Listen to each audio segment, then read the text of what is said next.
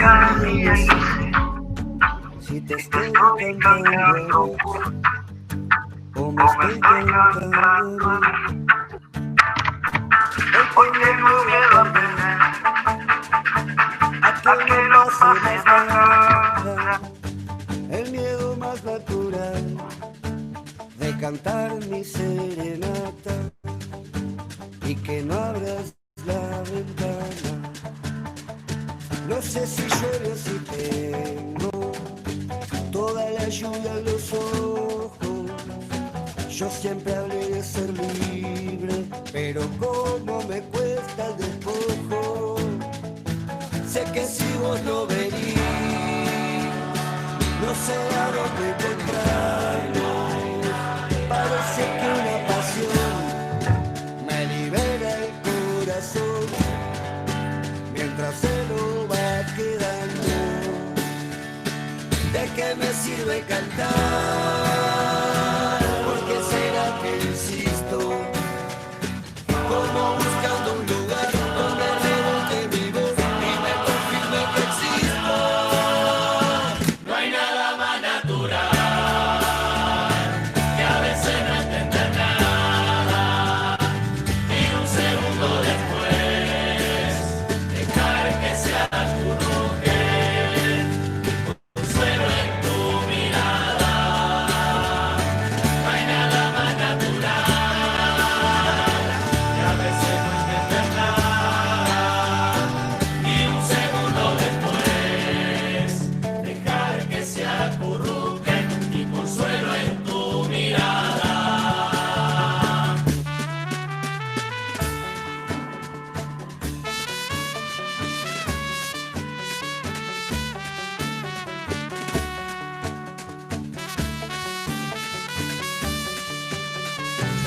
Una canción de amor me lame las heridas del sur del atardecer. Una canción de amor me lame las heridas y al sur del atardecer amanece una despedida.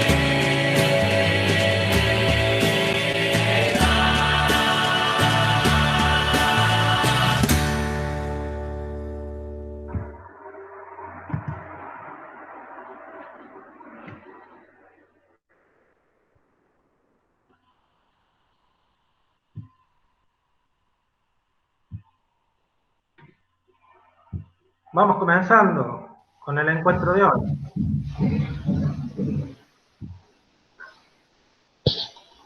¿Qué tal? Buenas tardes a todas y todos los presentes. Vamos a dar comienzo a nuestro segundo encuentro, dándole también la bienvenida a esta estación del año tan linda, tan entretenida que es la primavera. Buenas tardes, Andrea. Hemos acomodado el outfit para estar acorde con los tiempos y en el día de hoy vamos a hacer un tipo de actividad un poquito más parecida a una clase, por lo menos la primera parte.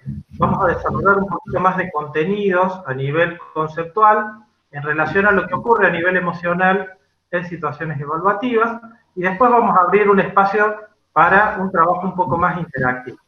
Feliz día, Sandra. Bueno, vamos directamente al inicio de las actividades.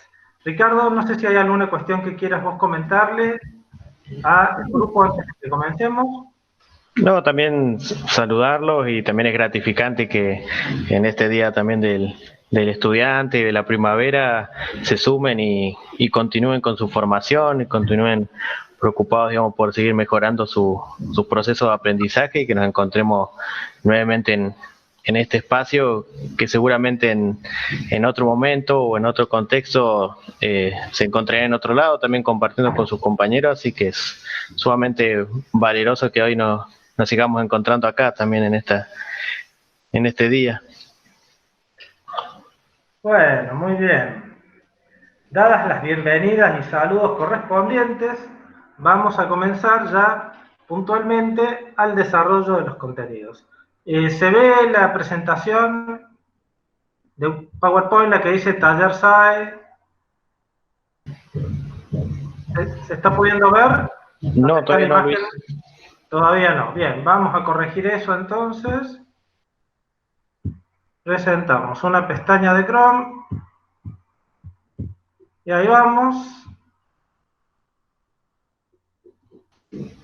Ahora sí, perfecto. Ahora sí, bárbaro. Bueno, voy a dejar la cámara apagada mientras voy presentando. Lo importante es que se vea la presentación.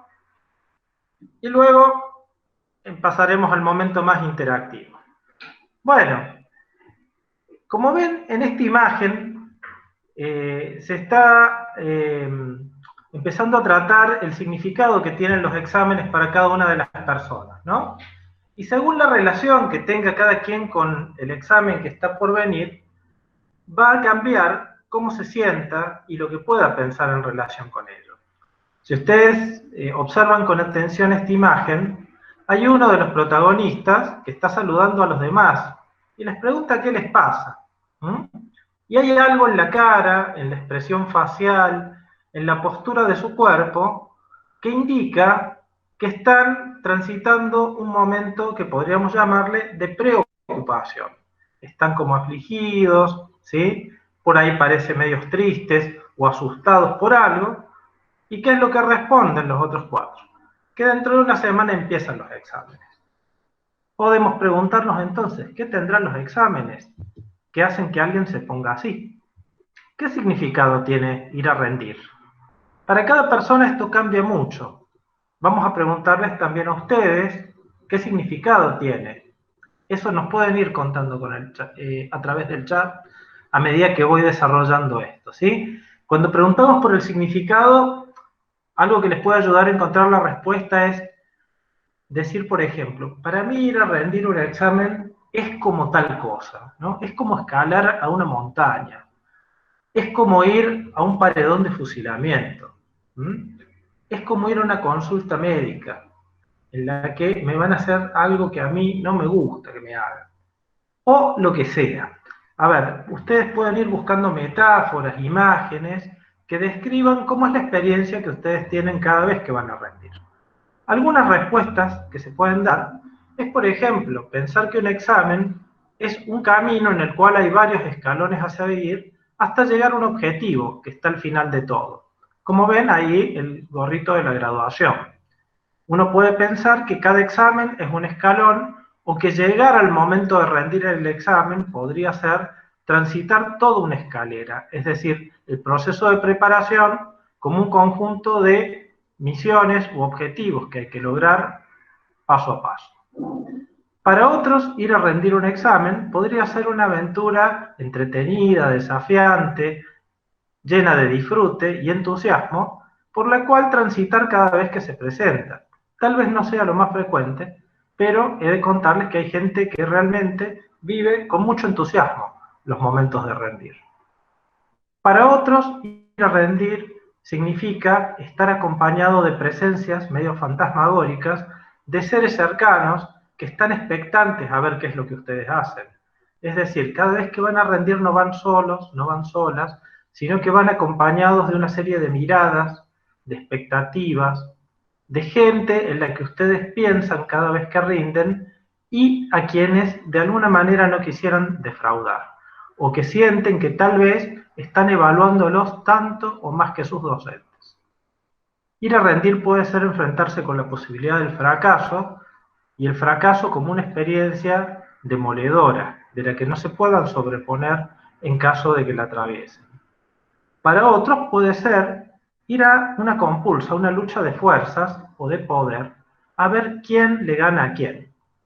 Y en otras ocasiones puede ser una oportunidad de ir a comprobar que rendir un examen nos va a probar nuevamente que somos personas poco capaces, incompetentes, o que el resultado de lo que surja de nuestro desempeño en el examen, vamos a reforzar algunas creencias que podemos tener acerca de nuestras propias habilidades.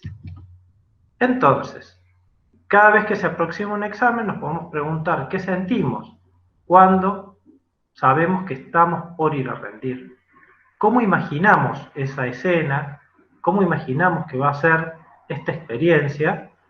Y esto que nos vamos imaginando y esto que vamos sintiendo empieza a activar un conjunto de conductas que se plasman en la tercera pregunta. ¿Qué vamos haciendo para llegar adecuadamente preparados a ese momento? Nuestra conducta, nuestro comportamiento de estudio está relacionado con las fantasías, con las ideas que tenemos acerca de cómo será el examen, y también se van modificando a partir de lo que vamos sintiendo durante ese camino. Vamos a ver si en el chat hubo alguna intervención, que nos digan, a ver, Luz, saluda, buenas tardes, feliz día. Bien, hasta ahora nadie nos ha dicho cómo sería un examen, qué representa un examen. Vamos a esperar, si en un ratito aparece alguna contribución, la vamos comentando. Entonces, ¿qué tienen en común los exámenes? ¿Sí? Hay incertidumbre, es decir, que no sabemos qué va a pasar hasta que lleguemos. Hay metas personales en juego. Cada examen es una oportunidad de estar más cerca o mantenernos lejos de una meta o un objetivo que nosotros hemos establecido y que tiene valor en nuestra trayectoria personal. Y también ir a rendir supone participar en una relación con otros. Los exámenes son situaciones sociales en las que participan quienes van a rendir y también quienes van a evaluar a los que rindan. Lo que hagan se va a comparar con algún estándar o criterio de buena ejecución. Es decir, siempre hay una comparación entre lo que ustedes logran hacer en un examen y una idea de qué sería lo que debería ser un examen de un estudiante que dé un muy buen examen. Y a partir de esa comparación se va definiendo finalmente una nota o una calificación que lo resume. Hay roles complementarios, es decir, a cada quien le toca hacer una parte de esta historia, a ustedes ir mostrando lo que saben, y a quien evalúa irles preguntando e ir escuchando o leyendo lo que ustedes van contestando en ese trayecto. También hay reglas a seguir, porque en un examen uno no puede comportarse como se le ocurra, sino que hay culturas, hay prácticas y formas de evaluar propias de cada facultad que uno debe ir conociendo. Imagínense que yo voy a rendir un examen final en la Facultad de Derecho o de Abogacía con la indumentaria que me puse para este encuentro de hoy. Probablemente eso tendría un efecto en el estado emocional o en la predisposición del evaluador, porque hay ciertas cuestiones vinculadas a que hay que usar camisas, corbatas o vestimentas más formales para ese tipo de situaciones. Continuamos entonces. Los exámenes pueden variar mucho en sus formas, escritos, orales, multiple choice, informatizados, en papel. En los niveles de dificultad pueden ser más o menos complicados para nosotros, y también lo que se entiende por evaluar puede variar mucho de una facultad a otra. Hay facultades que entienden la evaluación desde una perspectiva tal vez más abierta, crítica, reflexiva, y otras donde se prioriza el recuerdo fiel de los contenidos tal cual están presentados en los libros. Por otro lado, los resultados tienen consecuencias objetivas porque influyen en su trayectoria como estudiantes, permitiéndoles lograr avances o acceder a algunas oportunidades, y también tienen consecuencias subjetivas, porque en función de cómo les va, ustedes van autoevaluando sus propias competencias o habilidades para llevar adelante la carrera una y otra vez. Cada quien le da un sentido personal al ir a rendir. Y esto también se activa en cada oportunidad en la cual están por enfrentarse a una nueva situación evaluativa. En general, una evaluación consta de 4 fases. Hay una fase previa en la que nos preparamos para rendir, una fase de confrontación en la que desarrollamos el examen, una fase de espera en la cual no sabemos cómo nos fue, pero ya terminamos de rendir, y una fase de resultados que es cuando conocemos, bueno, cómo fuimos evaluados en base a nuestro desempeño. En la primera etapa hay cuestiones muy importantes a tener en cuenta, que es, por ejemplo, con qué estrategias intentamos aprender. No es lo mismo ir a rendir un examen habiendo leído de manera profunda, reflexiva y crítica los materiales, intentando relacionarlos a unos con otros o con ejemplos concretos de la vida cotidiana, a ir a rendir una materia en la cual hemos estudiado sin poner énfasis en la comprensión profunda, más bien tratando de recordar o memorizar contenidos que nosotros entendemos que son los más importantes y tal vez sobre los que nos van a evaluar. La regulación de tiempos y esfuerzos también es otra cuestión muy importante, porque a veces tenemos buenas estrategias para estudiar, pero no administramos adecuadamente el tiempo, o porque lo calculamos mal y calculamos tiempo de menos que el que en realidad necesitamos para podernos preparar, o porque calculamos bien el tiempo pero no lo usamos adecuadamente porque experimentamos numerosas distracciones o nos encontramos con obstáculos que no logramos resolver para poder avanzar. Las metas de logro es aquello que nos proponemos obtener cada vez que vamos a rendir una materia, ¿sí? No solo en términos de qué nota queremos sacar, sino también de qué pretendemos aprender en ese proceso último de consolidación de conocimientos antes de la evaluación.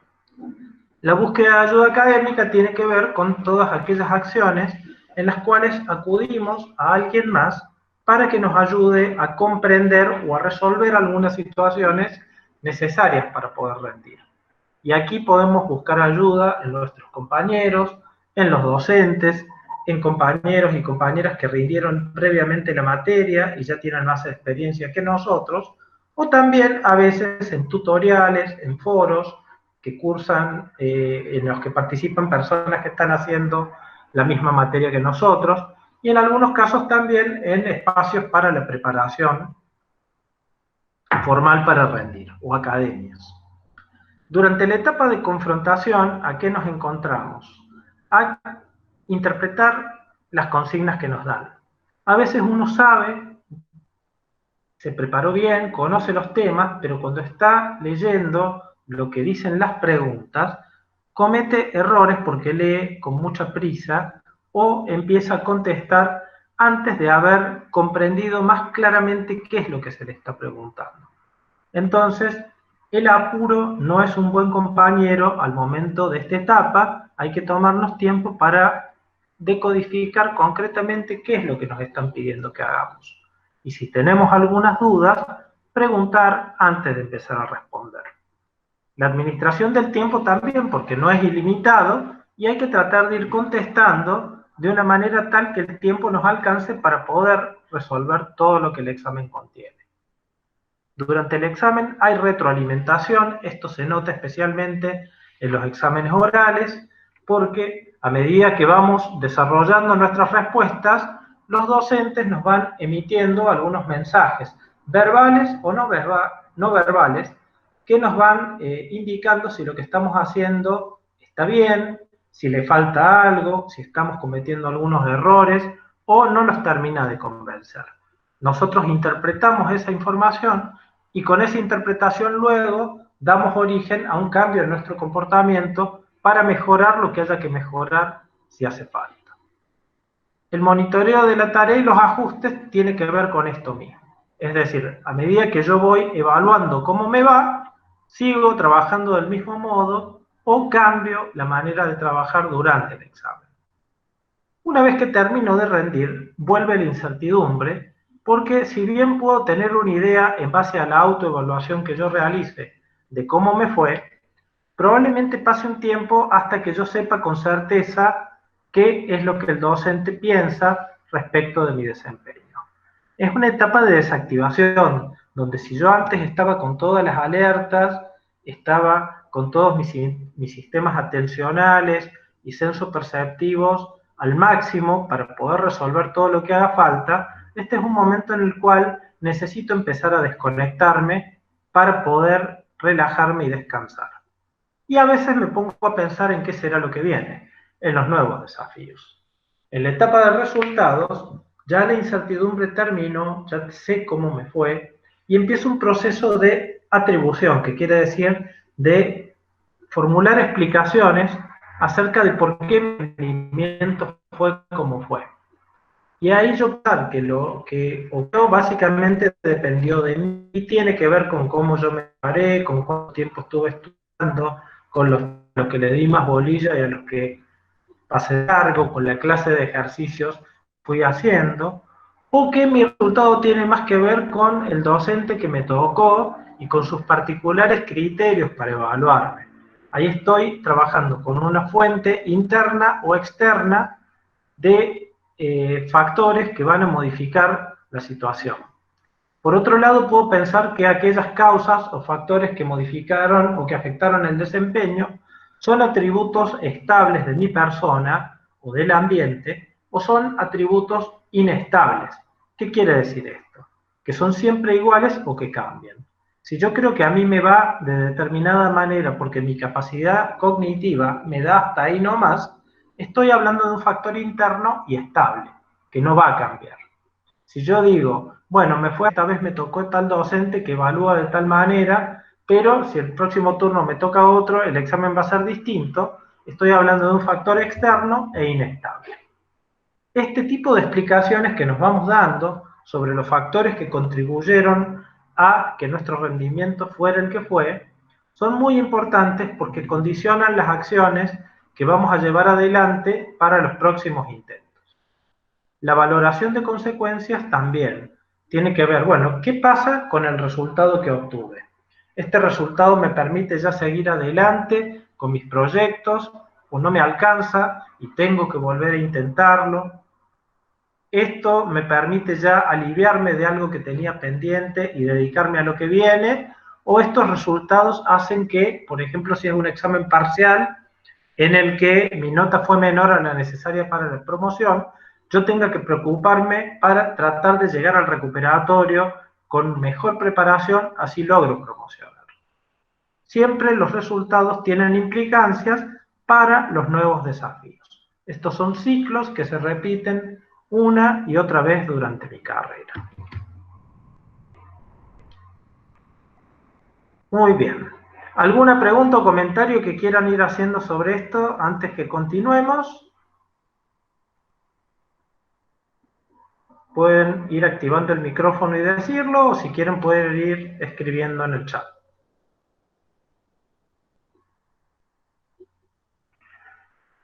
Bueno, voy continuando. Cuando quieran aportar algo, ustedes lo incorporan directamente.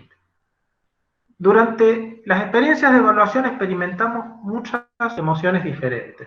Esto ya lo vimos en el primer encuentro, donde ustedes habían mencionado muchas de sus emociones en situaciones de evaluación. Estuvimos hablando de cada una de ellas, de su significado. Acá solo vamos a recordar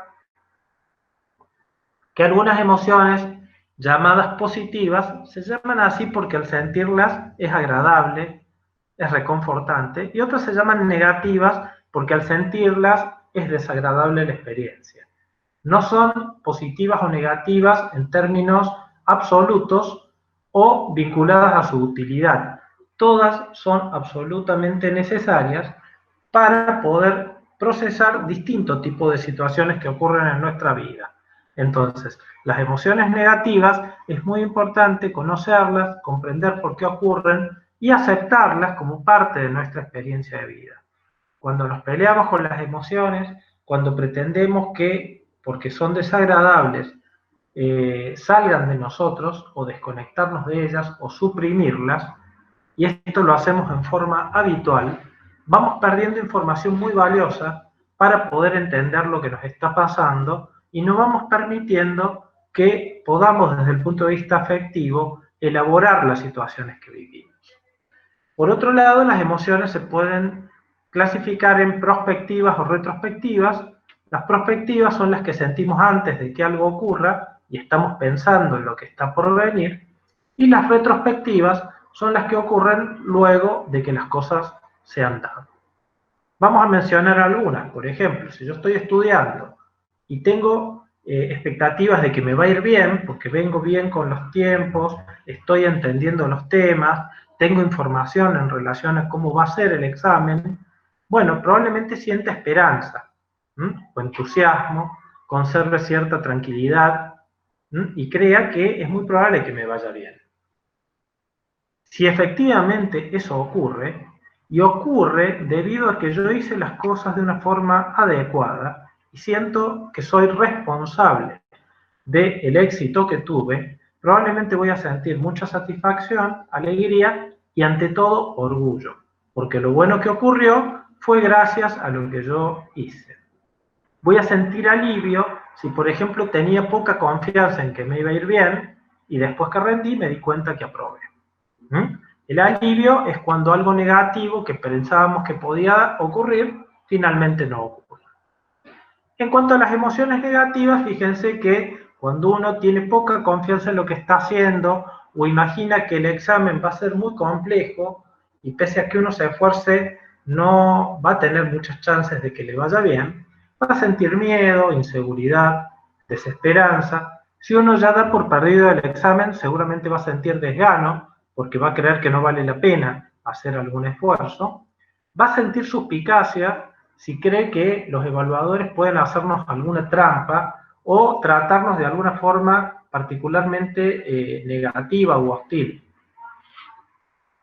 La suspicacia se asocia a la idea de las preguntas capciosas o los sistemas arbitrarios de calificación. Cuando el resultado no es el que esperábamos, o está por debajo de lo que pretendíamos, o fue un fracaso, realmente porque no logramos aprobar, ahí lo que va a aparecer probablemente sea la vergüenza, si creo que fue responsabilidad mía, que me vaya mal, el enojo, si por ahí creo que es responsabilidad del docente, que me bochó, o el enojo conmigo, si me doy cuenta que me fue mal porque no hice cosas que yo sabía que tenía que hacer, la tristeza, que es cuando, bueno, tengo que elaborar la pérdida de algo, que era, en este caso, la ilusión de aprobar, y la culpa, si de repente pienso que este mal desempeño podría estar afectando a alguien más, además de mí. Por ejemplo, a personas que tenían expectativas depositadas en mi desempeño. Acá vamos a un esquemita que permite entender un poco cómo se activan las emociones y cómo, cuando una emoción se activa, moviliza una conducta que a la vez tiene consecuencias. Este es un proceso que ocurre una gran cantidad de veces a lo largo del día y en relación a muchas situaciones que vamos viviendo. Cada vez que ocurre algo, que podemos llamarle un evento, nosotros interpretamos, es decir, leemos qué es lo que está pasando, le damos un significado y eso motiva en nosotros una reacción emocional. Esta reacción emocional a la vez moviliza una conducta y esa conducta tiene una consecuencia que puede modificar el evento tal cual se había presentado o la conducta puede modificar también la interpretación que estábamos haciendo acerca del evento. La conducta también puede modificar la intensidad de la emoción que yo estoy sintiendo. Entonces, para que lo entendamos, vamos a ver algunos ejemplos. Supónganse que están haciendo el examen y quien evalúa mira con frecuencia el lugar donde ustedes están. Aclaro, estos ejemplos yo los redacté cuando estudiábamos y rendíamos en aulas y en encuentros presenciales. Habría que adaptarlos para ver cómo serían en un contexto virtual o a distancia. El caso es que, bueno, yo percibo que hay una mirada dirigida hacia donde estoy y puedo interpretar esta mirada. Por ejemplo, pensando que el docente capaz que nota que yo estoy inquieto y por eso piensa que tal vez yo no sé lo suficiente. Es decir, el docente mira, yo pienso que detecta que estoy nervioso y que por eso supone que yo tal vez no estudié lo suficiente. Y ahí empiezo a sentir ansiedad o vergüenza. ¿Qué es lo que hago? Como reacción ante esta emoción, evito el contacto visual con el docente. Miro para otro lado y por otro lado me apresuro y trato de salir lo más pronto posible de la situación entregando la prueba. ¿Qué consecuencia tiene esto? Después advierto que no revisé cómo había contestado las preguntas, que hubo cosas importantes que podría haber puesto y no lo hice porque me apuré para irme y termino sintiendo enojo por haber actuado así. Otro ejemplo. Al leer las primeras preguntas, tengo la sensación de que no entiendo qué es lo que me están pidiendo que yo haga. ¿Qué me están preguntando? Recuerdo que esto ya me pasó alguna vez y no significa que yo no sepa, sino que tal vez estoy leyendo medio deprisa y sin poder pensar bien qué es lo que dice la pregunta. Entonces ahí siento ansiedad, porque acuérdense que la ansiedad nos avisa de que algo malo puede pasar. Si yo no entiendo la pregunta, no voy a saber qué contestar y eso sería muy malo para mí. Entonces, ¿qué es lo que hago? Tomo una medida para tratar de tranquilizarme. Dejo un momento la prueba y practico una respiración profunda o respiración abdominal para poder inducir en mí un estado de calma. Esta es una técnica de relajación muy sencilla de aprender, que básicamente consiste en que ustedes inspiren por la nariz en 4 tiempos, tienen que contar 1, 2, 3, 4, retienen durante un par de segundos el aire en su interior y luego lo liberan en 4 tiempos también. No es respirar de cualquier manera, es respirar llevando el aire a la zona baja del abdomen. Es decir, ustedes tienen que ir sintiendo que su panza se empieza a hinchar como si fuera un globo que se está llenando de aire. Y luego liberan el aire por la nariz hasta que se desinfla. Y esto lo repiten 4 o 5 veces, lo practican durante 1 o 2 minutos y luego, si esto lo empiezan a practicar en forma regular, van a darse cuenta que van a incorporar una herramienta más para regular su estado emocional en los momentos en que sienten que se pueden estar alterando. Entonces, ¿qué consecuencia tendría esto? Probablemente que me calmo, entonces puedo volver a leer la consigna un poco más despacio y ahí empiezo a entender mejor de qué se trata y qué es lo que debo contestar. Tercera situación. Me mandan la nota del parcial y es más baja que la que yo pensé que me iba a sacar. Este contraste entre lo que yo esperaba que pase y lo que ocurrió me genera un cierto malestar. Y digo, no, acá alguien se equivocó, esto está mal, yo tendría que haberme sacado una nota mayor. Esto me provoca angustia porque veo que algo negativo se viene sobre mí, o enojo porque creo que alguien ha hecho las cosas mal y me está perjudicando. ¿Qué es lo que hago? Para desahogarme de la situación, empiezo a hablar con mis compañeros. Y una vez que me escuchan me dicen, bueno, pero ¿por qué no vas a ver el examen? Pedilo, por ahí si lo lees descubrís algo que puede ser interesante o útil para vos. Lo hago, solicito poder ver mi examen y cuando me indican cuáles fueron los errores que cometí, me doy cuenta que había entendido mal algunas cosas, que yo creí que las sabía, pero dialogando con el docente me doy cuenta que no las tenía tan claras como yo pensaba. Eso me alivia y bueno, termino sintiendo tristeza porque bueno, no logré lo que quería, pero ya se me pasó el enojo y la angustia. Ya lo que siento es algo diferente y que me permite seguir. Entonces, si hablamos más detalladamente de la ansiedad, ¿para qué nos sirve sentir ansiedad? Para anticiparnos a un fracaso o a un desafío que tenemos que enfrentar de la mejor manera posible. Acuérdense que la ansiedad nos lleva a pensar en cómo van a ser las cosas y a tratar de tomar algunas medidas para poder manejarnos mejor con lo que venga. Aumenta, por lo tanto, la sensación de control, disminuye las de fracasar, nos pone más alerta y atentos para detectar riesgos, busca preservar el autoconcepto. ¿Qué quiere decir esto? Como el resultado de la evaluación nos va a afectar en relación a cómo nos autoevaluamos como estudiantes, la ansiedad está al servicio de tratar de mantener la buena valoración que tenemos de nosotros mismos. Por eso nos avisa si creemos que podemos cometer un error para corregirlo y que eso no nos pase. Nos motiva para trabajar en función de poder lograr nuestras metas y también nos va informando si hay desajustes entre los planes que habíamos hecho y las acciones con las cuales lo estamos llevando a cabo. ¿Cuándo se vuelve problemática la ansiedad? Cuando evaluamos de forma poco realista los acontecimientos.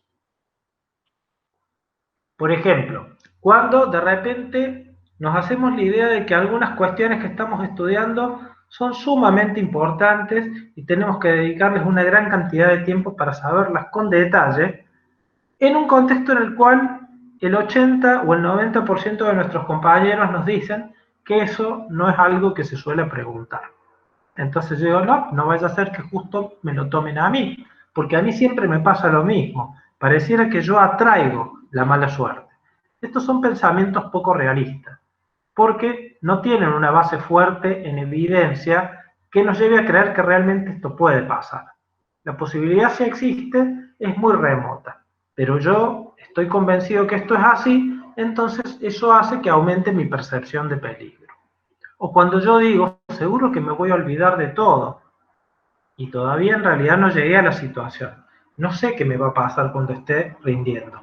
Ahora, si yo antes creo que eso malo me va a pasar, probablemente mi ansiedad va a subir y mucho. Por lo tanto, me desorganiza la conducta. Termino actuando de una forma más torpe, menos estratégica. Por ejemplo, dejo de estudiar del texto en el que estaba trabajando y de repente me pongo desesperado a buscar un resumen hecho por otra persona porque creo que no llego. Y a veces sí llego y a veces venía bien y no hacía falta hacer este cambio. Cuando estoy más pendiente de los síntomas de mi estado de ansiedad que de la tarea que debo realizar, también se torna problemática. Cuando se expresa como bloqueo durante los exámenes, cuando la única manera en la que me calmo de la ansiedad es alejarme de la tarea, dejar de hacer lo que hago o, por ejemplo, no ir a rendir. En fin, cuando uno no tiene recursos suficientes o adecuados para entender lo que le pasa cuando siente ansiedad y para tratar de aliviarla, lo más probable es que se vaya tornando un problema cada vez mayor. Bien, acá han llegado algunas intervenciones. Afortunadamente vamos a empezar a ver qué es lo que han escrito sus compañeros. Ignacio Gabriel Abrat dice: me pasa muy frecuentemente en los exámenes escritos que en la primera leída no entiendo nada. Esto me genera ansiedad y mucha angustia de pensar que voy a reprobar. Después de un tiempo me relajo, miro un rato al techo y releo todo. Muy bien, lo de mirar al techo está muy bueno para desconectar por un momento la atención de la tarea y ayuda a relajarse. Empiezo a resolver la pregunta que me resulte más fácil y poco a poco voy resolviendo todo. Bueno, usas una estrategia muy adecuada, Ignacio. En los exámenes orales me genera mucha ansiedad al punto de querer irme siempre, incluso cuando estoy seguro de lo que sé. Más allá de mi conocimiento, siento que lo que me da más miedo es la interpretación que puede hacer el docente o que al equivocarme en algo se vuelva más pendiente a si me equivoco. Bueno, yo te agradezco mucho, Ignacio, que compartas tu experiencia. Una porque, bueno, también hay que animarse en un contexto de un grupo donde no conocemos a nadie a estar contando las cosas que les pasan. Y en segundo lugar, porque en la descripción que haces de tu experiencia estás dándonos información muy valiosa, ¿no?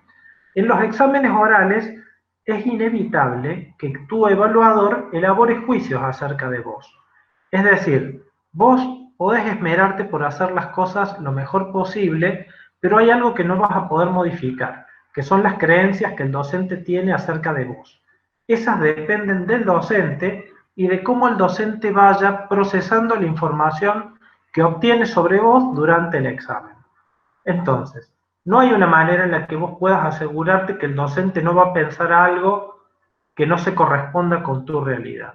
Lo que vos podés hacer es concentrarte en tu producción verbal, en cómo vos vas diciendo las cosas. Si vos detectás que cometés un error, en tratar de subsanarlo. Si el docente envía alguna señal de que hay algo que tal vez no respondiste adecuadamente, puede pasar que tengas la oportunidad de completarlo, corregirlo, ampliarlo, o incluso si vos te das cuenta que te habías equivocado, vos mismo decir, ah, no, ahora que lo pienso, no, esto que estoy diciendo no es así, es de esta otra manera. Es decir, hay una parte que depende de vos, que es estar pendiente de lo que sabés y de cómo contar lo que sabés, y hay una parte que no depende de vos, que es lo que piensa y siente el docente.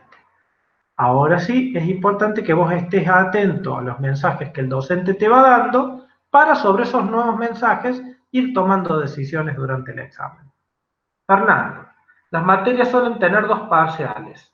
Puede servir no ver la nota del primero para no condicionar nuestro accionar en el segundo examen.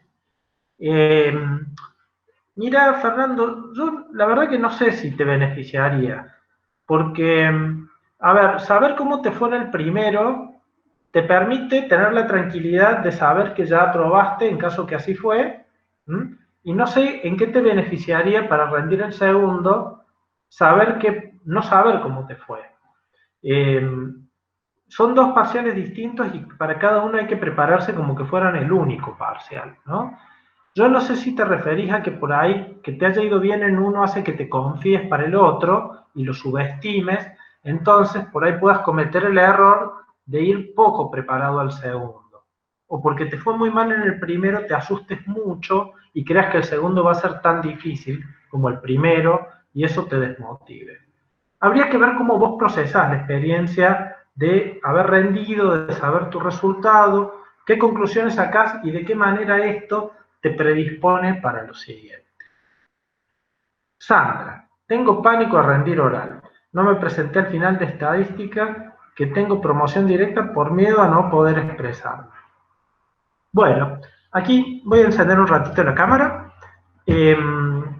Fíjense que en lo que Sandra nos está contando aparece claramente un pensamiento muy catastrofista, ¿sí?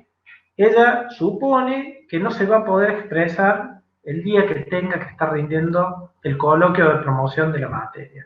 Y está tan convencida que eso le va a pasar que, por lo tanto, ya decide no ir a rendir, porque es tanta la ansiedad que le provoca esta certeza de que no va a poder hacerlo, que directamente evita la situación. Acá la pregunta que yo te haría es decir, bueno, ¿qué pruebas tenés vos o qué evidencia tenés de que eso seguramente te va a pasar cuando estés hablando en el examen? ¿Cómo vos podés anticipar con tanta precisión el futuro? Y en caso de que tuvieras razón, que efectivamente empezás a rendir y te trabás y te encontrás con alguna dificultad, ¿qué te da a pensar que no vas a poder resolverla durante el examen? O que tal vez el docente, quien te evalúe, no te dé alguna pista o alguna clave que te permita resolver la situación. Acá me parece que el problema básico es que vos no estás por ahora pudiendo tolerar el malestar emocional que te genera imaginar la situación. Si vos pudieras aceptar que tal vez pases un mal momento, que tal vez sientas alguna incomodidad, que tal vez las cosas se te compliquen o no, pero no lo vamos a saber hasta que vayas, y que vos tenés recursos para maniobrar en la situación y tratar de salvarla en caso que se complique, si vos no te das esta posibilidad, lo más probable es que sigas repitiendo la conducta de evitación. El pánico se sostiene sobre la base de evitar situaciones a las que les agarramos mucho miedo, pero donde no tenemos pruebas fehacientes de que esa amenaza esté presente de la forma en la que la estamos imaginando. Gabriela, ella cuenta que a mí me pasa en los exámenes múltiple opción, me cuesta, en general siempre me va mal o apruebo con lo justo, porque me cuesta entender la consigna o incluso creo que la entendí y respondo y después en la revisión me doy cuenta que en realidad no era correcta mi interpretación de la consigna, ya sea porque omito una palabra o interpreté diferente. Bueno, Gabriela, aprender a rendir múltiple choice a veces lleva un tiempo y es muy importante que vos revises los exámenes después que rendiste para que adviertas si hay problemas de interpretación, cuáles son. Y es muy importante que trates de practicar antes de rendir con ítems, con reactivos, preguntas múltiple choice parecidas a las que vas a tener en el examen. Hay algunas cátedras que directamente le dan a los estudiantes ejemplos de pruebas de otros años, pregunteros para que practiquen y con eso vayan familiarizándose. Hay otras que no lo hacen, a veces ustedes pueden conseguir preguntas en sus grupos de Facebook o WhatsApp, que a veces son de origen medio dudoso, tenemos que aclarar, no estamos promoviendo ningún tipo de actividad cuasi delictiva, sino que a veces hay materiales que circulan y ustedes pueden disponer de ellos para tal vez un poco de práctica. Lo que nunca tienen que hacer, a mi manera de ver, es limitarse a practicar con las múltiple choice sin estudiar el contenido teórico en forma reflexiva y profunda. ¿Sí? Es un ejercicio complementario, no es una sustitución o reemplazo del estudio. Por otro lado, hay pruebas múltiple choice que están construidas en forma defectuosa o con errores técnicos importantes. Y esto aumenta innecesariamente la dificultad que la prueba tiene para ustedes. ¿Por qué? Porque se las hicieron difícil al vicio o con estrategias que son un poco tramposas. Esto puede pasar también. Yo no estoy afirmando que todas las pruebas múltiple choice estén técnicamente bien construidas.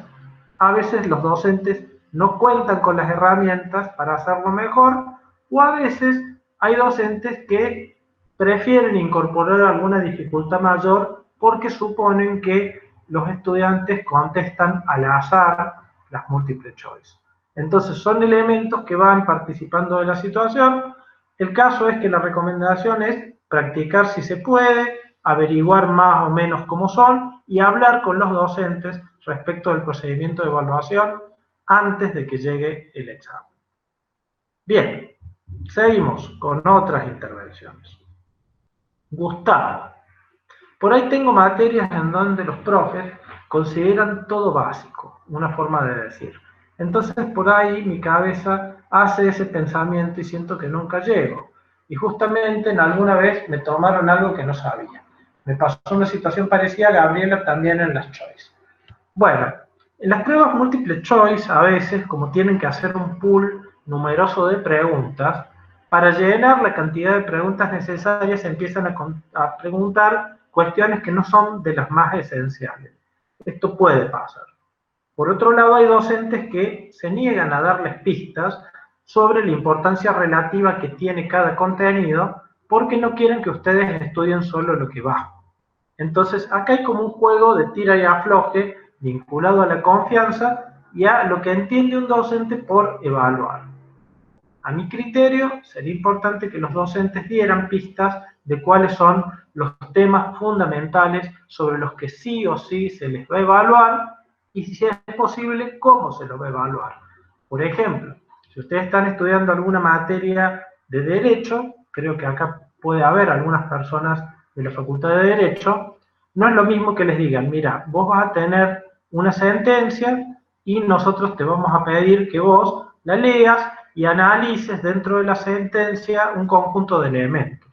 Entonces, ustedes saben que tienen que no solo leer la teoría y entender la materia, sino que tienen que ejercitarse leyendo sentencias para aprender a analizarlas y a indicar dentro de cada sentencia dónde está cada componente de la materia. Si ustedes en ciencias médicas les dicen, mira, vos vas a recibir un paciente, tenés que realizar una anamnesis, tenés que hacer la historia clínica, tenés que establecer qué estudios complementarios pedirías y tenés que hacer una hipótesis diagnóstica y un tratamiento probable en función del diagnóstico diferencial, claramente les están diciendo que ustedes tienen que practicar con todo eso antes de ir a rendir el examen.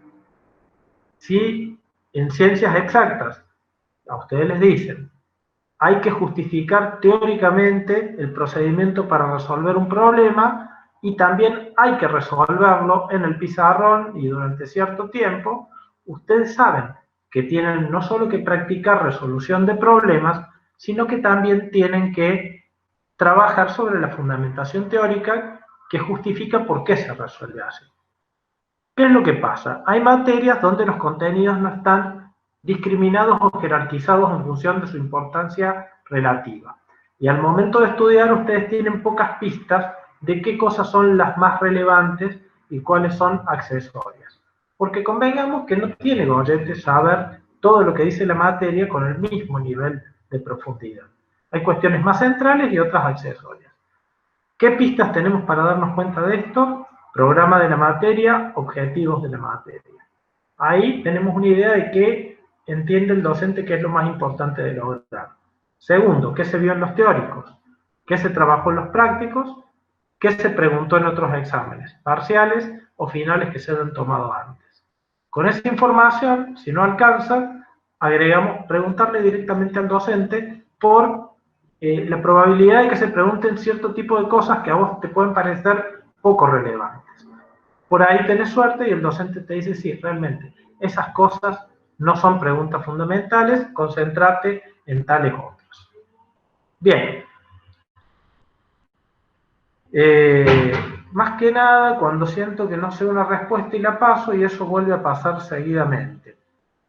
Bueno, esto tiene que ver con la dificultad en los multiple choice.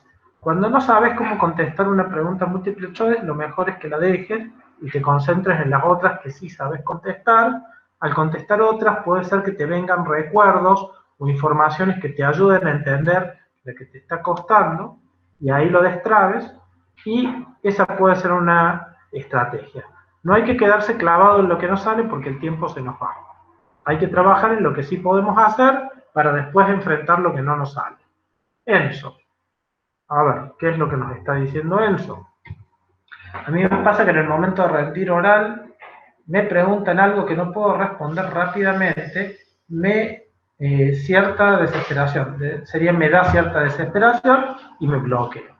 Terminado el examen me doy cuenta que si hubiera pensado tranquilo lo hubiera podido responder de manera correcta y me frustra desaprobar por eso. Bueno, Enzo, acá lo que está pasando es que vos aceptas poco tu propia dificultad y tu necesidad de tiempo para ordenarte y hablar. Es como si vos te empezaras a apurar a vos mismo en un contexto en el cual el evaluador no necesariamente te está apurando ni presionando. Es decir, vos estás teniendo poca tolerancia respecto de tu propia dificultad. Por eso no te estás dando el tiempo para poder responder adecuadamente, porque vos te exigís responder rápido. Y a veces está bárbaro que puedas responder rápido cuando tenés las cosas claras y las recordás. Cuando eso no ocurre, necesitas responder despacio. Puede ser que el docente te diga, ¿y para cuándo? Después de 15 minutos de lo que estás pensando.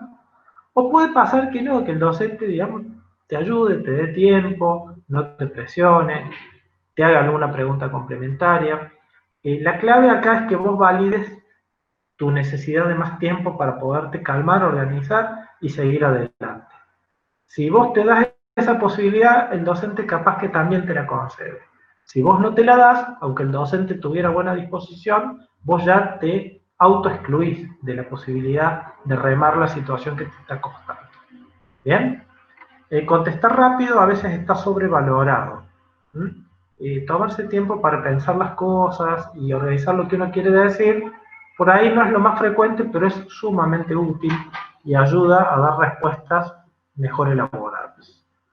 Antonella, me pasa lo mismo que Sandra. Al ser ansiosa, nerviosa, me bloqueo. Me olvido de todo y no puedo expresarme, no puedo hablar con fluidez. Es algo que no puedo controlar. Esto me pasa en los exámenes orales. Veo compañeros que tienen tanta tranquilidad, se expresan tan bien, con tanta facilidad para hablar y explicar, que ya entro negativa a rendir. Ya me siento reprobado. Bueno, fíjense que Antonella está en su relato también poniendo de manifiesto una serie de pensamientos de estos que suelen complicarnos la vida, ¿no? Por ejemplo, entro negativa a rendir y ya me siento reprobada. Creer que esto ya está dado antes de empezar a hacer las cosas es tener un juicio que lleva a bajar las expectativas, lleva a desmotivarse y a no dar la pelea con las mejores herramientas que tenga. Y acá el problema es la comparación social, Antonella. Cada persona tiene sus habilidades, hay cosas que le salen más fácil, hay cosas que le cuestan un poco más. Y si a vos, Antonella, te cuesta hablar en forma clara, organizada, fluida durante un examen oral, necesitas trabajar en ello practicando hablar de los temas en voz alta y, si es posible, frente a otras personas. A veces en el estudio se pasa mucho tiempo leyendo, mucho tiempo repasando y muy poco tiempo practicando. Vos vas a aprender a hablar mejor si hablas. Y si cuando hablas, organizás lo que querés decir, haces pausas, te das oportunidad de respirar. Si estás media confundida, te das oportunidad para aclararte y para empezar a desarrollar lo que querés decir. Yo creo que vos te presionas mucho para hablar bien de corrido de entrada, rápido. Y esa presión que ejerces sobre vos misma hace que te cueste más hablar. Entonces necesitas ir practicando con esto en tu casa, con tus compañeros, por videollamada, para luego poder hacerlo un poco mejor cuando estés con los docentes. ¿Sí? No es porque vos seas ansiosa. Vos a lo mejor tenés alguna característica de personalidad que te predispone a sentir más ansiedad en algunas situaciones. Pero vos sos una persona, al igual que todas las otras, que sentís ansiedad, como todos los demás, por ahí sentís alta ansiedad muchas veces y en algunas situaciones. Pero eso no te convierte a vos en una ansiosa. Sos una estudiante que puede trabajar para mejorar sus habilidades para rendir exámenes orales. Para eso es importante que aprendas a dejar pasar estos pensamientos que estás teniendo de tipo negativo.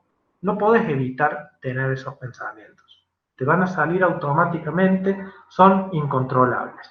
Lo que podés ir aprendiendo es a no darle tanta bola a estos pensamientos, a decir, bueno, sí, yo por ahí me asusto y me imagino cosas muy negativas, pero también sé que lo que pase puede ser distinto. Entonces, este pensamiento que me lleva a asustarme tanto, voy a tratar de correrme y dejarlo que pase, no engancharme y no alimentarlo más, va a decir, no, bueno, más allá que estoy asustada, yo sé que he estudiado, yo practiqué dar los temas en forma oral y me di cuenta que me salía, entonces por eso el pensamiento va perdiendo fuerza. Nadia. Le pregunté a una profesora qué temas eran más importantes para el parcial, me dijo que era mediocre. Bueno, ahí la mediocridad tal vez sea una característica más de tu profe que tuya. Nadia, yo no creo que lo que un docente te diga te va a definir quién sos, son juicios de valor. Yo creo que una cosa es que vos estudies solo lo que va para rendir y otra que pidas información para ver en qué concentrarte cuando te estás preparando para rendir. No es lo mismo, ¿sí? Uno puede estudiar para zafar, para saber lo mínimo necesario, o puede estudiar para aprender, para formarse, y cuando va a rendir también para tratar de dar el mejor examen que pueda. En ese contexto, yo creo que es legítimo pedir información sobre algún aspecto de la evaluación. Pero bueno, cada quien piensa lo que piensa y vos no podés no hacerte cargo de los juicios que otros hacen acerca de vos, si te vas a tener que ir haciendo cargo de tus propios juicios, es decir, de cómo te ves a vos misma, cómo te autoevaluás, en qué cosas estás satisfecha con cómo sos como estudiante y qué cosas te gustaría poder mejorar para que te salgan mejor, ¿no? Bueno, ya que estamos hablando del papel de los pensamientos, yo ahora les voy a dar un ejercicio. Acá tenemos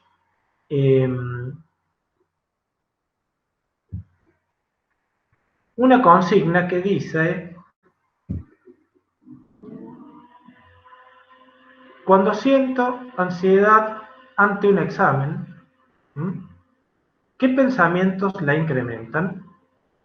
Es decir, cuando yo estoy por enfrentarme a un examen o estoy rindiendo un examen, antes o durante el examen, ¿qué pensamientos hacen que yo sienta mayor ansiedad? Es la primera pregunta. La segunda, lo que dice es, cuando siento ansiedad, ¿qué pensamientos me permiten disminuirla? Acá había algunas respuestas que quedaron grabadas del encuentro previo que ya las voy a editar. Por lo pronto, esta primera, no sé si ven, tienen el link para acceder, Ricardo. Sí, ahí se los compartí, Luis, por el chat. Bien, vayan entrando entonces para ir dando sus respuestas. Yo voy a corregir esto que estaba en la presentación sin borrar. Vayan empezando a escribir.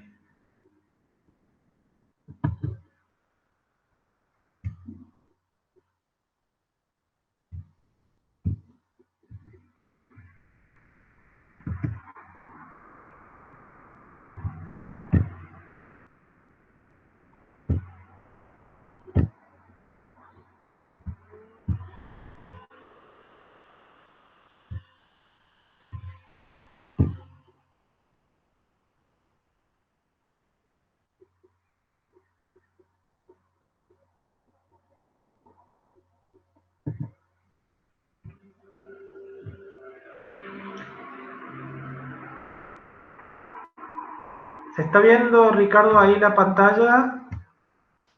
No, Sí. en este momento no, Luis. No se está viendo. Bueno, ahí están apareciendo algunas. Ya voy a darle presentar nuevamente para que se vea bien. Bueno.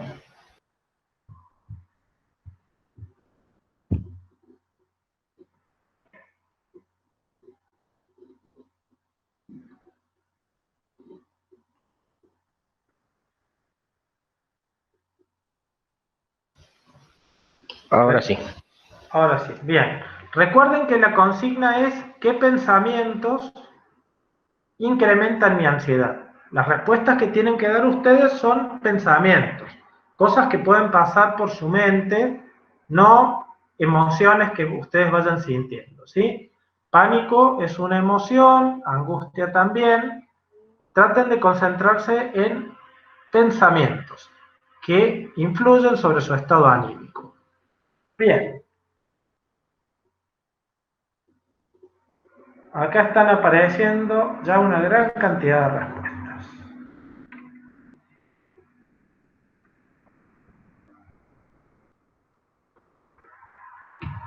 Genial. Vamos comentando algunas de las que aparecen entonces.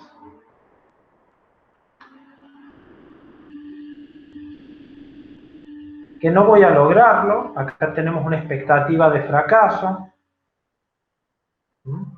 A estudiar todo. Capaz que se cortó ahí un poquito la frase.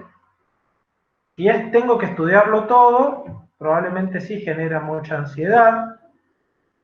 Que me queda poco tiempo. Este es un pensamiento que seguramente genera ansiedad si creo que el tiempo que queda no me va a alcanzar para hacer todo lo que pretendo. Que me voy a quedar sin... Ahí se cortó de vuelta y no logro ver sin qué me voy a quedar. Probablemente sea sin tiempo.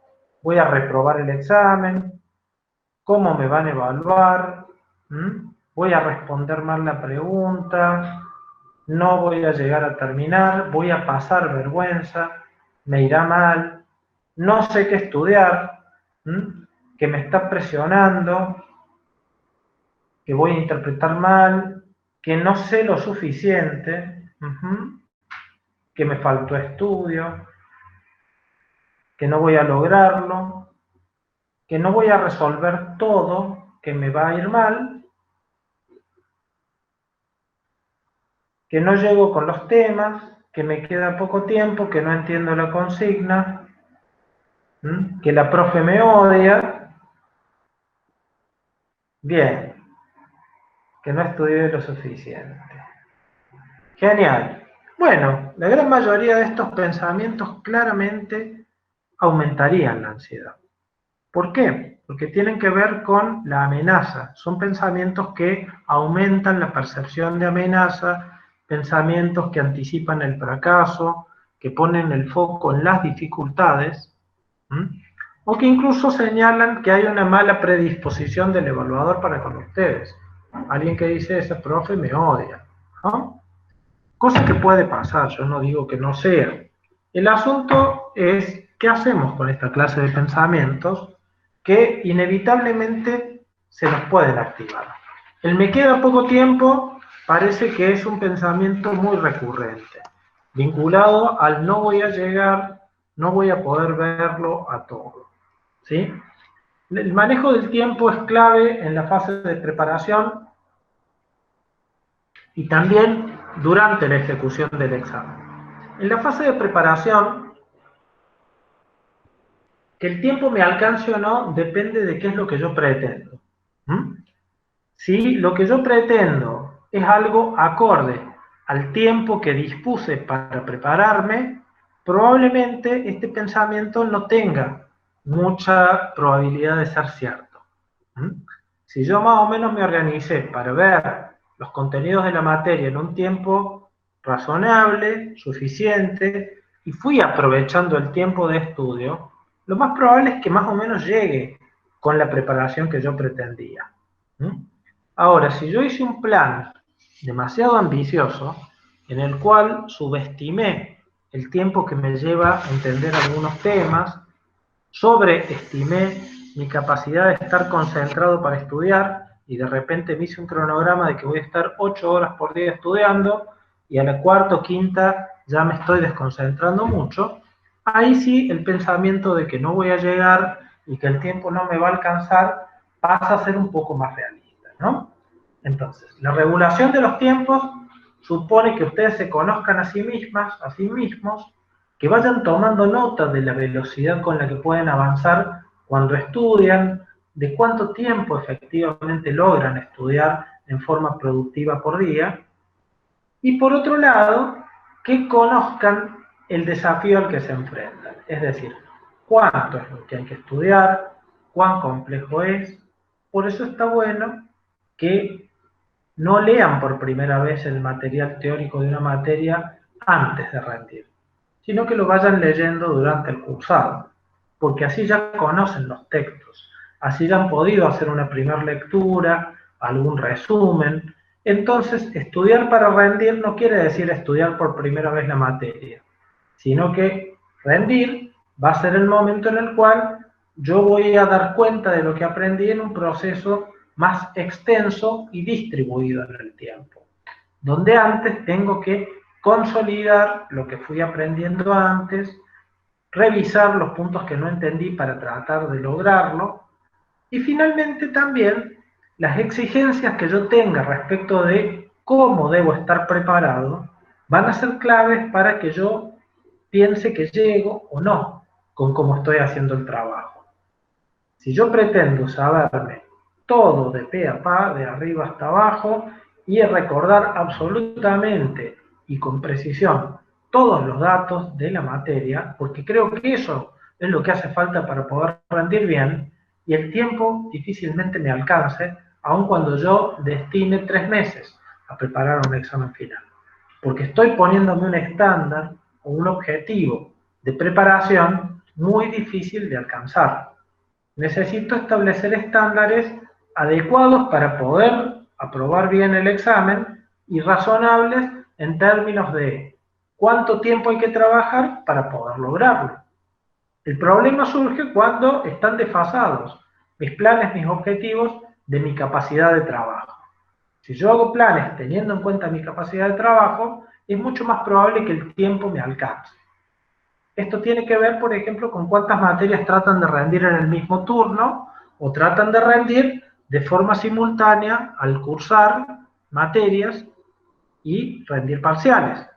Cuando los desafíos se empiezan a superponer en su cronograma, y esto me consta que les ha pasado a muchos estudiantes porque durante el 2020 cambiaron las fechas de exámenes finales, están teniendo que prepararse para rendir exámenes que deberían haber rendido en agosto, para rendirlos ahora en septiembre o en octubre, a la vez que están cursando materias, y tienen parciales, y tienen prácticos.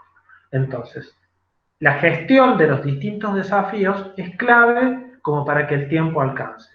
Y si el tiempo no va a alcanzar, yo tengo que decidir si sigo adelante tratando de enfrentar el examen con lo que tenga, aunque no sea todo lo que me hace falta, sea solo una parte, o si directamente me concentro en otros desafíos y acepto que este no lo voy a poder lograr en esta etapa y tendré que dejarlo para otra oportunidad. El manejo del tiempo forma parte de la autorregulación y es una cuestión central en el desarrollo del estudio.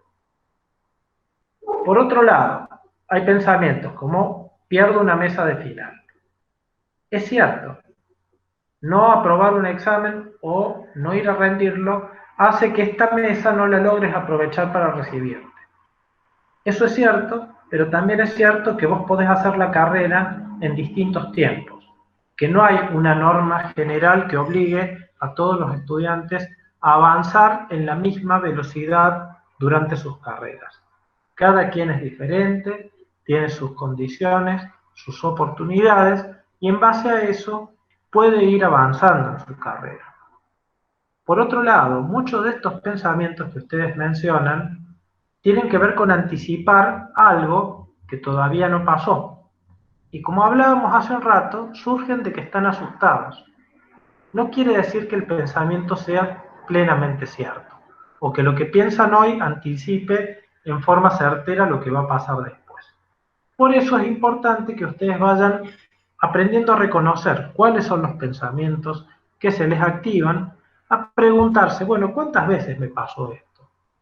¿Cuántas veces me pasó algo diferente a lo que yo estoy pensando? En una escala de 1 a 10, ¿cuán probable es para mí que esto me vaya a pasar? ¿Estoy convencido de que esto me va a pasar en un nivel de 9 o de 10? O en realidad creo que podría pasar, pero en un nivel de 2 o de 3. O sea, no es que no vaya a pasar, pero mi experiencia me indica que la probabilidad es baja.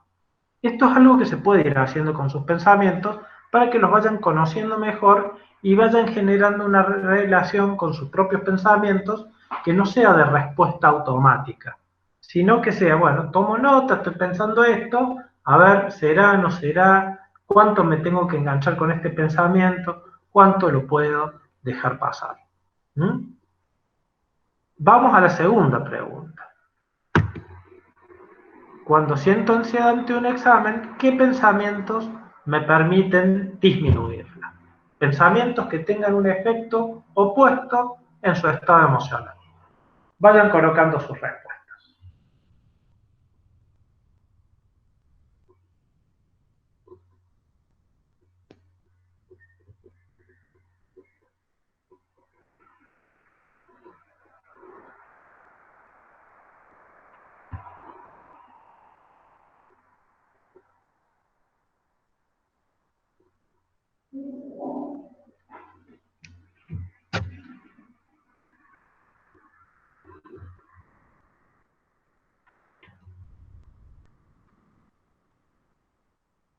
Muy bien, es solo un examen, mi nota no me define, soy capaz, yo puedo, estudié, tranquila, me van a tomar lo que sé,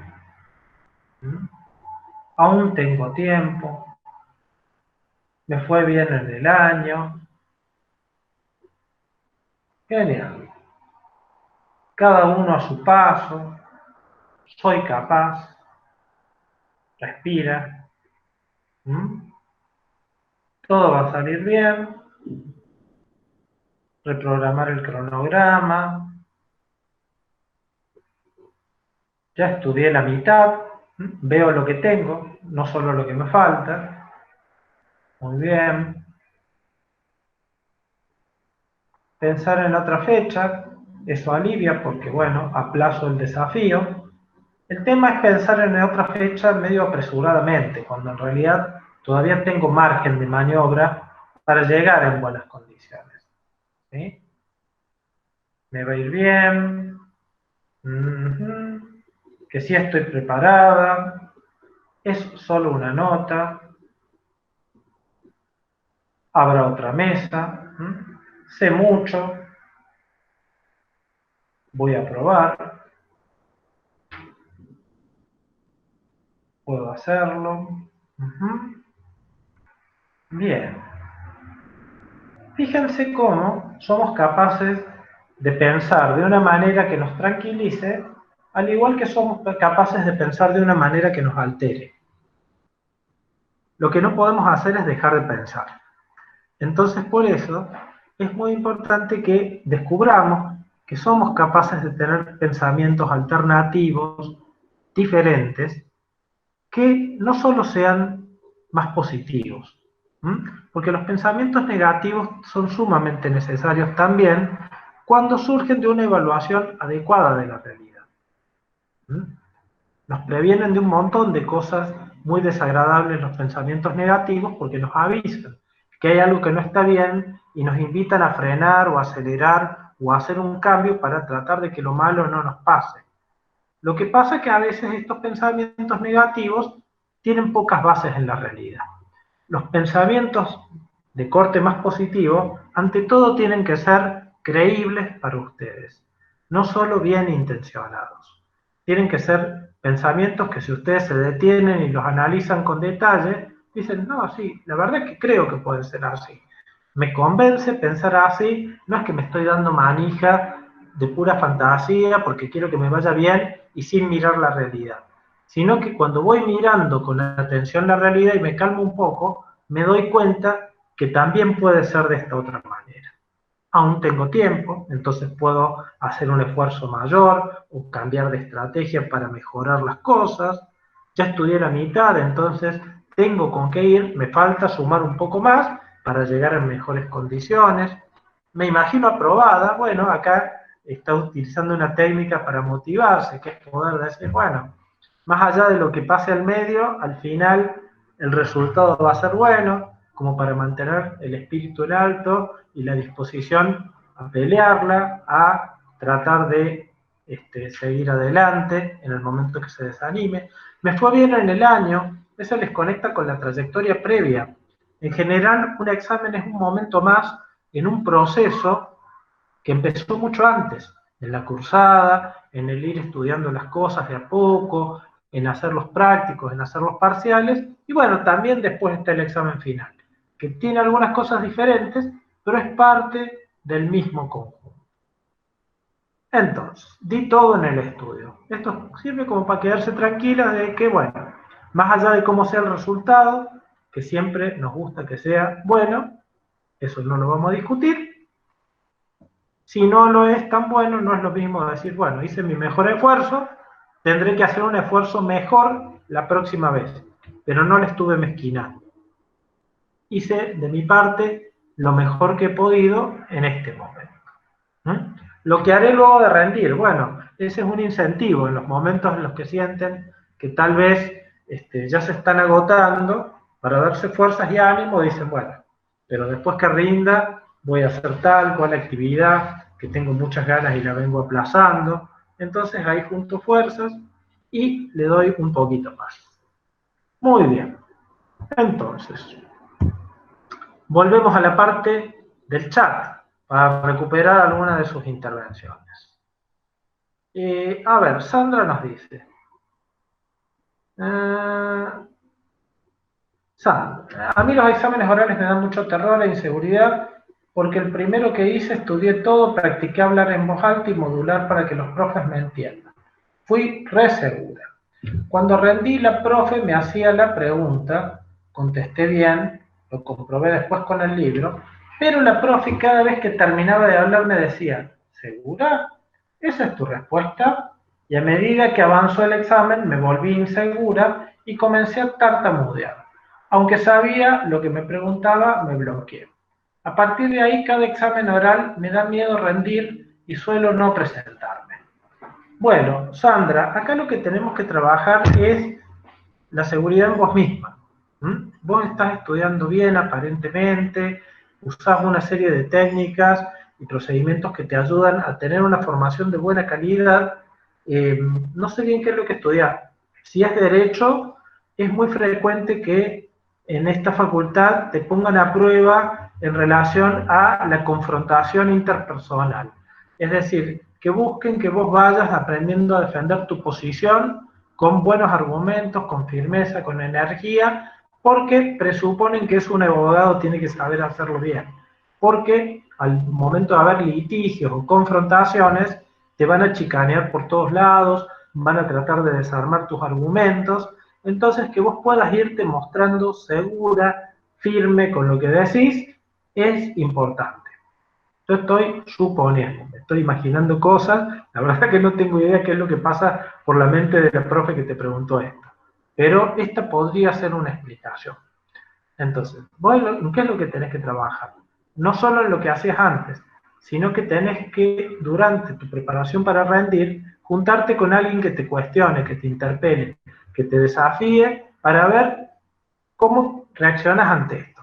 Y si vos vas aprendiendo a decir, sí, es así como yo digo, no tengo nada que agregar, estoy segura. ¿Sí? O en todo caso, si usted cree que hay algo más que yo podría decir, dígame concretamente de qué se trata. Es decir, que vos defiendas tu propia visión de las cosas. Es preferible que las defiendas con firmeza y hayas tenido un error que te hagan dar cuenta después, a que ante la pregunta te tires para atrás y empeces a dudar de todo lo que hiciste. ¿Bien? Esto probablemente, Sandra, también sea algo que te ocurra en algunos otros ámbitos de tu vida de relación. Cuando vos confrontás tus opiniones con otra persona o en medio de una discusión, si de repente pensás que la otra persona es en algún sentido más que vos o sabe más que vos de eso, cuando te empiezan a interpelar empezás como a entrar en dudas. Acá es importante que te defiendas. ¿Bien? Gustavo, ¿cómo hago para evitar la procrastinación? Por ahí, como decís, mis planes no son reales, trato de hacerlo real, pero no me sale. También con la cursada de por medio se me hace difícil planificarme y termino en el auto boicot. Bien, la procrastinación es un problema muy relacionado con las cosas que estamos hablando, con la gestión del tiempo y con el desarrollo de tu actividad de acuerdo a cómo la habías planeado.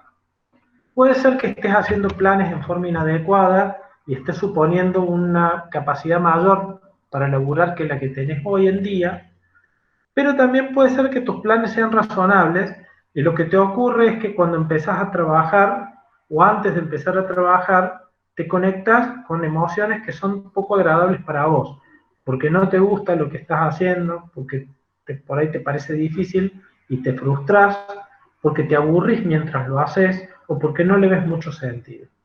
Entonces, esos sentimientos que vos tenés en relación con la tarea que estás queriendo hacer, necesitas gestionarlos de algún modo.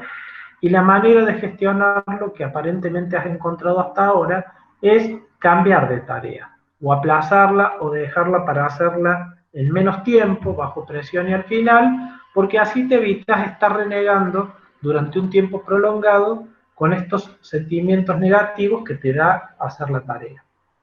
Habría que explorarlo, habría que preguntarte a vos mismo, bueno, esa tarea, ¿por qué es importante para vos hacerla? ¿Cuán competente te sentís para hacer la tarea? ¿Qué valor tiene para vos hacerla?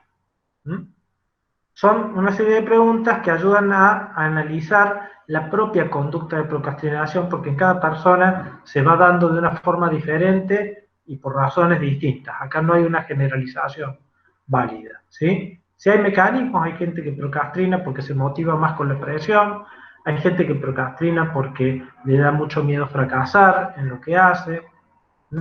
Hay algunos que lo que les pasa es que quieren evitar sentirse mal, aburridas o a disgusto con la tarea porque no encuentran una forma grata de llevarla adelante.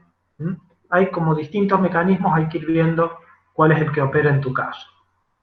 Lourdes, me pasa lo mismo, bien, debe ser que procrastina con el estudio. Luciana, no puedo tener un pensamiento positivo antes de rendir, lo único que me calma es que tengo otra fecha y así sigo pateando mesas de exámenes. Claro, bueno, Luciana, habría que ver cómo es que llegaste a convencerte tanto de los pensamientos negativos que tenés y qué te pasa que no estás queriendo asumir el riesgo de comprobar si todo eso que crees en forma tan negativa efectivamente es lo que ocurre o no. Digo, por ahí puedes tener una visión muy negativa de las cosas, pese a la cual te esforzás, te preparás, vas a rendir y después que rendís te das cuenta que la cosa era mucho mejor de lo que vos suponías. Habría que revisar concretamente qué te pasa, que no te podés despegar de estos pensamientos que son tan invalidantes para vos, ¿no? Acá Sandra aclara que es medicina. Bueno, en medicina también a veces esta pregunta de si estás seguro o no puede estar motivada por la búsqueda o por la creencia de que un estudiante cuando da un examen tiene que hablar todo con mucha seguridad, como que no tiene que dudar. Es una creencia discutible, porque ustedes están en una etapa de formación y tienen todo el derecho a ir sintiendo seguridad de manera progresiva en la carrera. Entonces, el asunto es cómo te despegas de esta experiencia que tuviste una vez para romper el circuito y no seguir repitiendo por el recuerdo que tenés de lo que te pasó. Podés aceptar que eso que pasó fue así, básicamente porque te encontraste con una docente que pensaba esas cosas, pero también tener en cuenta que hay muchos docentes diferentes, que cada examen es distinto uno del otro, y que tu experiencia puede ser mucho mejor la próxima vez que vayas a rendir. Antonella, suelen decir que somos lo que pensamos. En mi caso, cuando me vienen pensamientos negativos, trato de sacarlos y automotivarme. En mi cuaderno, en la tapa, pongo mensajes alentadores positivos. Ejemplo, vos podés, perseverancia. Bien, yo estoy de acuerdo con vos, Antonella, en que somos lo que pensamos, pero no solo lo que pensamos. Somos lo que pensamos, lo que hacemos y lo que sentimos en el contexto de nuestras relaciones con los demás. Así de complejos somos, ¿no? Y lo que vos estás haciendo es generar autoinstrucciones o mensajes más positivos, más favorables, en los cuales vos crees. Y por eso está muy bueno que los tengas en tu carpeta, están buenos que ustedes se hagan cartelitos con stickers y se los peguen en las zonas donde ustedes se sientan a estudiar, para poder leerlos una y otra vez. Esto no es darse manija con cosas irracionales o solamente bien intencionadas. Es recordarse información que ustedes saben que es cierta y que les ayuda a enfocarse en lo que tienen que hacer y a mantener, pese a la dificultad, su actividad. Muy bien, Gabriela dice, a mí me pasa similar a Gustavo, y lo que dice en relación a la procrastinación. Siento que es más lo que me preocupo por lo que tengo que estudiar que lo que me ocupo, y termino haciéndolo bajo presión. Bueno, Gabriela, esta es una pauta que es importante empezar a modificar, primero dándote cuenta de las consecuencias emocionales que para vos tiene procrastinar y estudiar bajo presión. Si vos sentís que esto que te pasa es algo que te ayuda y te hace bien, lo vas a seguir haciendo. Si empezás a tomar contacto con el malestar que te provoca esta conducta, si conectás esta conducta con las consecuencias negativas que tiene tu desempeño, tal vez puedas empezar a trabajar de otra manera. Pero para eso necesitas, primero, empezar a descreer de los pensamientos que te dicen, no, bueno, yo solo tengo que estudiar cuando estoy motivada. O tengo que esperar que haya condiciones ideales, porque solo ahí me voy a poder poner a estudiar, ¿no? A la procrastinación se la va modificando con la perseverancia en un esquema de trabajo que se sostiene, haya más o menos ganas de hacerlo. ¿Qué quiere decir esto? Si vos querés rendir una materia y te das 20 días, es importante que esos 20 días, todos los días, aunque sea una hora o dos, vayas estudiando y no te confíes en que después vas a poder recuperar lo que no hiciste antes. Entiendas que es un proceso, que es un camino, pero también hay que ver qué te pasa cuando estudias. Cuán placentero es para vos estudiar, cuán provechoso es para estudiar, o si es una actividad donde lo que predomina es el esfuerzo, el sufrimiento, el malestar y la frustración porque le está sacando poco provecho.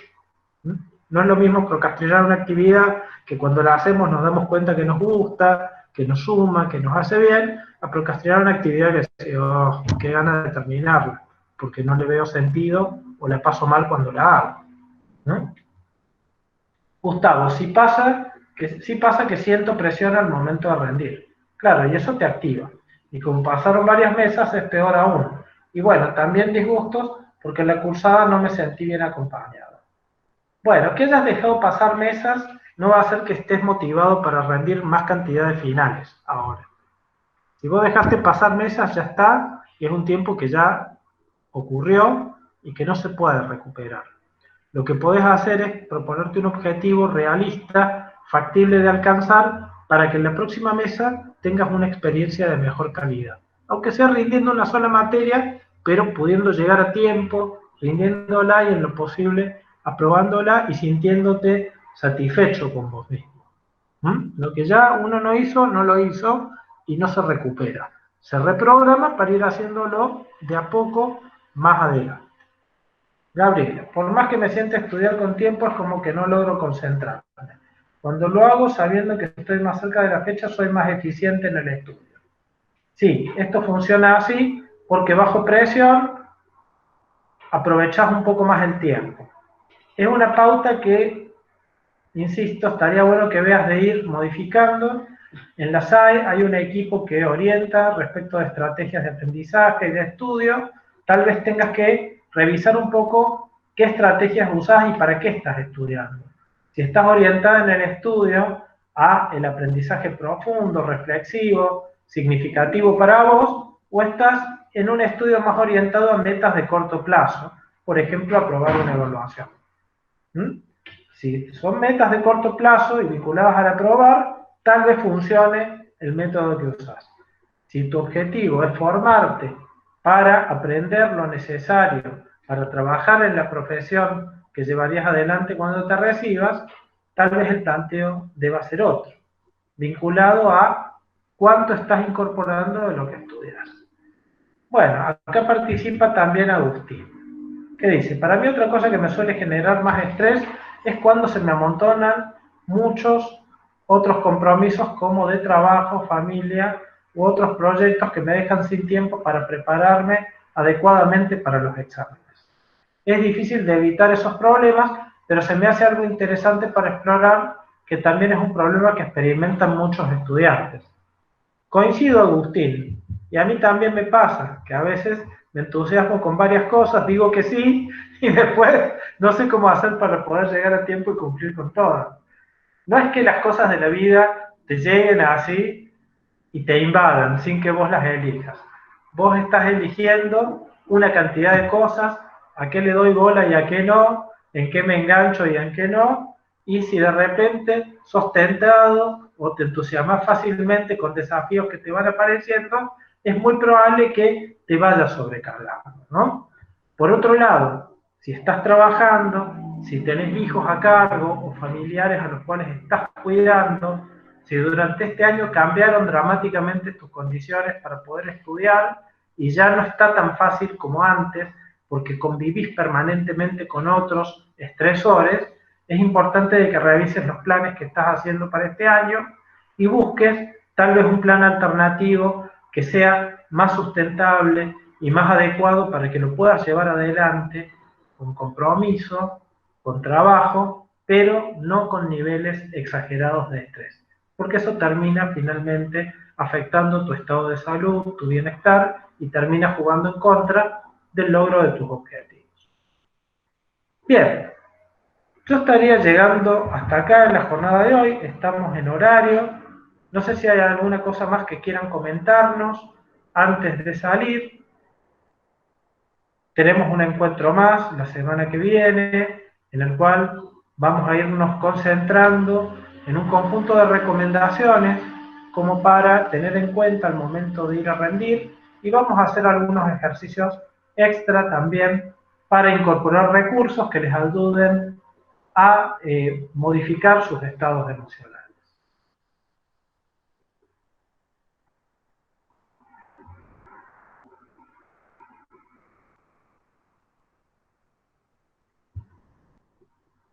Bueno, quedaríamos acá, Ricardo, entonces por hoy. Sandra, a ver, muchas gracias, profe. Bueno, es un gusto compartir las cosas que conozco.